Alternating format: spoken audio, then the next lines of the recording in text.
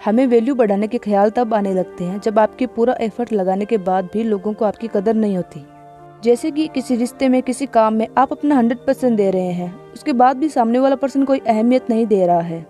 तब थोड़ा जरूरी हो जाता है कि आप लोगों को ये एहसास करवाए, फील करवाए कि आप भी कुछ हैं, आपकी भी इम्पोर्टेंस है और आप भी रिस्पेक्ट एंड वैल्यू डिजर्व करते हैं। आप लोगों को अपनी इम्पोर्टेंस कैसे बताएंगे, आज हम उसी के बारे में बात करेंगे। पर उससे पहले hello guys, welcome to practical mindset और मेरा नाम है रवीना शेखावत। तो शुरू करते हैं। हमें बस वो सारी गलतियां करना बंद कर देना है जो डे बाय डे हमारी वैल्यू गिरा रही है, कम कर रही है, और कुछ कॉमन बातें हैं जो फॉलो करनी है जिससे वैल्यू बढ़ेगी। इसमें सबसे पहले आता है नंबर 1, स्मार्ट बने। अगर आप एकदम स्वीट से पर्सन है तो आपने नोटिस किया होगा कुछ लोग अचानक से आपसे एकदम प्यार से बात करने लगते हैं क्योंकि उनको कोई काम याद आ जाता है और वो काम उनको आपसे करवाना है। तो यहाँ पर आप भी उतना ही प्यार से मना करना सीखिए। स्वीट होने का यही मतलब है कि आपको इतना फर्क पता करना आना चाहिए कि वो पर्सन कौन है जिसको सच में आपकी हेल्प की जरूरत है और वो पर्सन कौन है जो बस आपके स्वीट बिहेवियर का फायदा उठाने की कोशिश करते हैं। पर स्वीट लोगों की सबसे बड़ी प्रॉब्लम यही है कि वो मना करना जानते ही नहीं, वो मना कर ही नहीं पाते क्योंकि वो किसी को हर्ट नहीं करना चाहते। लेकिन आपको ये जान लेना चाहिए कि थोड़ा सा अपने बारे में सोचना और स्मार्ट होना कोई गलत बात नहीं है। ओके, कोई पर्सन जितना ज्यादा स्वीट है लोग उसकी उतनी ही कम वैल्यू करते हैं, इसलिए स्वीटनेस और स्मार्टनेस दोनों बैलेंस में हो तो आपके लिए अच्छा है। नंबर 2, नॉलेज बढ़ाइए। वो तो आपने बात सुनी ही होगी कि नॉलेज इज पावर। जो कॉलेज की पढ़ाई और नॉलेज होती है उसके अलावा रियल लाइफ से रिलेटेड नॉलेज बढ़ाइए, क्योंकि आपको जो भी चीज अपनी लाइफ में चाहिए है उस तक पहुंचने का रास्ता बनाने और उस तक पहुंचने में नॉलेज आपकी काफी हेल्प करता है। और यही नॉलेज आपको सोसाइटी में वैल्यू इंक्रीज करने में भी हेल्प करता है। बस ये डिसाइड करिए कि आपको किस चीज में, किस फील्ड में इंटरेस्ट है और उस फील्ड से रिलेटेड नॉलेज का सबसे बड़ा सोर्स क्या है, कहाँ से सीख सकते हैं। हमेशा से बुक्स को नॉलेज का काफी अच्छा सोर्स बताया गया है। जैसे जैसे आपकी नॉलेज बढ़ती जाएगी आपका सोचने का, बात करने का तरीका ही बदलने लगता है और ये बदलाव आपके आसपास रहने वाले, आपको जानने वाले लोगों को भी महसूस होता है। इसलिए नॉलेज बढ़ाइए। और जिसके पास नॉलेज होती है उसकी वैल्यू कौन नहीं करता, सब करते हैं। Number 3, be real. लोग हमारी वैल्यू करेंगे या नहीं ये भी जाने अनजाने हम ही डिसाइड करते हैं। जैसे कि दूसरों का अटेंशन पाने के लिए कुछ भी बड़ी बड़ी और झूठी सी बातें कर दी, प्रॉमिस कर दिए, पूरा करने की बारी है तो पीछे हट जाते हैं। झूठ का सहारा लेके हम कभी भी वैल्यू नहीं बढ़ा सकते हैं, क्योंकि झूठ बिल्कुल भी ज्यादा दिन तक नहीं टिक पाता है। अगर कोई ऐसा काम है जो आपसे नहीं होगा तो दूसरे को इम्प्रेस करने के लिए उस काम को पूरा करने का प्रॉमिस कभी ना करें।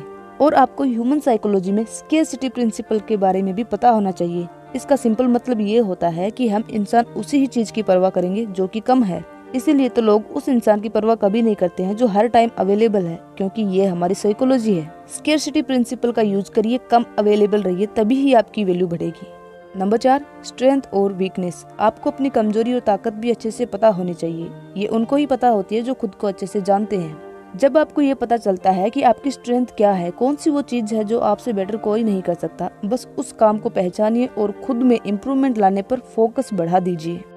हमको बचपन से ये सिखाया जाता है कि अपनी कमजोरियों को पता करो और उन पर काम करो, उनको सुधारो। जैसे कि जब हम स्कूल में किसी सब्जेक्ट में कमजोर होते थे, वीक होते थे, तो हमको वही सब्जेक्ट पे ज्यादा ध्यान देने के लिए बोला जाता था, जबकि जापान में इसका एकदम उल्टा है। जिस सब्जेक्ट में स्टूडेंट कमजोर है उस सब्जेक्ट को वो बच्चा छोड़ सकता है और जिसमें वो अच्छा है बस उस पे फोकस कर सकता है।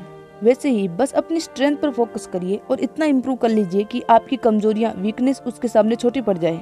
लोग आपकी स्ट्रेंथ से इम्प्रेस होंगे और काफी इम्प्रेस होंगे, और लोग जिनसे इम्प्रेस होते हैं उनकी वैल्यू तो अपने आप करते ही हैं। नंबर 5, कम बोले। कम बोलने वाले आदत को लोग थोड़ा हल्के में लेते हैं, पर इसके बेनिफिट काफी होते हैं। कम बोलने का मतलब ये नहीं होता है कि सबसे ही बात करना बंद कर दें। जो आपके घर वाले हैं, करीबी दोस्त हैं, आपके सच में अपने हैं, उनसे तो बहुत सारी बातें करिए। यहाँ पर बात हो रही है बाहर के लोगों के बारे में, जिनसे आपके प्रोफेशनल रिलेशंस हैं या फिर जिनसे आप कभी कभी ही मिलते हैं, उनके सामने कम बोले। क्योंकि जब हमको ज्यादा बोलने की आदत होती है ना, फिर बातों ही बातों में हम सब कुछ बता देते हैं, काफी बातें शेयर कर देते हैं, और यहीं पर तो लोग गलती करते हैं। ज्यादा बोलने वालों की कोई वैल्यू नहीं करता। कम बोलने की शुरुआत हम कर सकते हैं ज्यादा सुनकर। जिनसे आप बात कर रहे हो उनको सही से सुनना शुरू करिए। सही से सुनने के बाद जब आप कुछ बोलेंगे तो उस बात का कोई मतलब निकलेगा, उस बात की कोई वैल्यू होगी। जब आप सुनना शुरू कर देते हैं ना, तो लोगों को समझ आने लगता है कि आप उनको सीरियसली सुन रहे हैं, इसलिए वो भी बेवजह की बातें आपके सामने करना धीरे धीरे कम कर देते हैं। आपकी साइलेंट रहने वाली आदत की वजह से लोग आपकी रिस्पेक्ट करते हैं और वैल्यू करना शुरू कर देते हैं। इसमें कोई रॉकेट साइंस नहीं है, सिंपल सी बात है। सब जगह बोलने वाले लोग भरे पड़े हैं, आप सुनने वाले बनिए, अपने आप सभी भीड़ से अलग हो जाएंगे। अपने आप ही आप बाकी लोगों से डिफरेंट और यूनिक हो जाएंगे। और यूनिक और डिफरेंट, चाहे फिर वो चीज हो या लोग, सबको पसंद आते हैं। लोग ऑटोमेटिकली आपकी वैल्यू करने लगते हैं। Number 6, time. कोई ऐसी चीज जो पैसे से भी ज्यादा कीमती है वो है टाइम। और सबसे ज्यादा हम बर्बाद भी इसी को करते हैं। खुद तो करते ही हैं, दूसरों को भी करने देते हैं। एक तो हम उनको अपना कीमती टाइम देते हैं, उसके बाद भी लोग वैल्यू नहीं करते हैं।